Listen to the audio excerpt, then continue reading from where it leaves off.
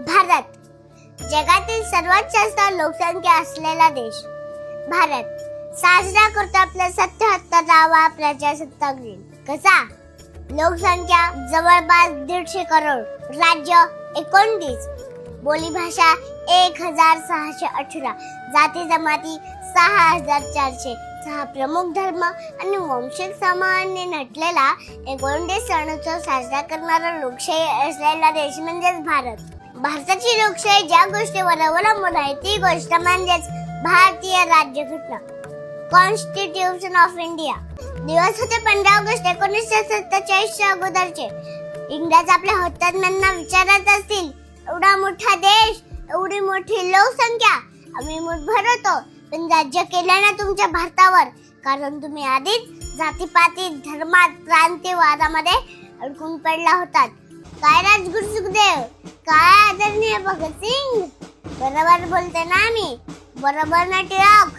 स्वराज्य हा माझा जन्मसिद्ध अधिकार आहे आणि तो मी मिळवणारच. झाशीची राणी, मैं झांसी दे दूंगी. सुभाष चंद्र बोस, तुम मुझे खून दो, मैं तुम्हें आजादी दूंगा. चंद्रशेखर आजाद, दुश्मन की गोलियों का सामना हम करेंगे, आजाद है, आजाद रहेंगे. अशफाकुल्ला खान, खून से खेलेंगे होली, वतन मुश्किल में है. सरोजिनी नायडू, मंगल पांडे, बरोबर ना.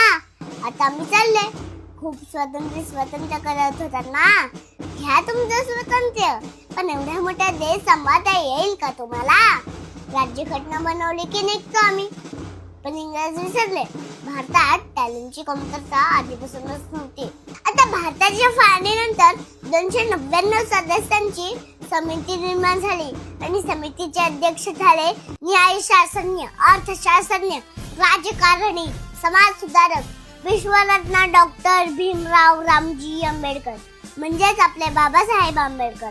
गुंतागुंतीच्या प्रक्रियेतून 2 वर्ष 11 महिने 18 दिवसांनंतर निर्माण झाले बलाढ्य लोकशाही भारताचे संविधान, भारतीय राज्यघटना. खूप परिश्रम लागले बरं का. सांस थमती गई, नब्ज जमती गई, फिर भी बढ़ते कदम को ना रुकने दिया. कड़ गए सर हमारे तो कुछ गम नहीं, सर हिमालय का हमने ना झुकने दिया. माझ्या भारतीय सैन्याला प्रजासत्ताक दिनाच्या खूप खूप शुभेच्छा. माझ्या कामगार वर्गाला, सर्व पुरुष महिलांना, माझ्या मित्र मैत्रिणींना प्रजासत्ताक दिनाच्या खूप खूप शुभेच्छा. जय हिंद, जय महाराष्ट्र, जय संविधान.